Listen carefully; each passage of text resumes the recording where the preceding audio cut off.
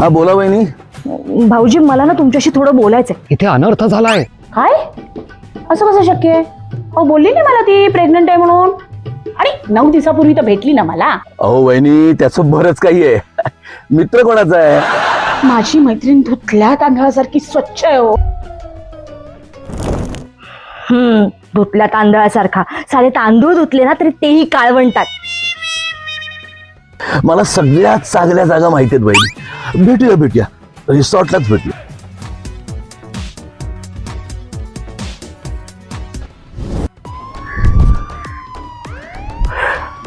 Madam अरे वा, वरून पिकला तरी आतून तयार होत आहे वाटत. हा टेबल बुक करायचंय.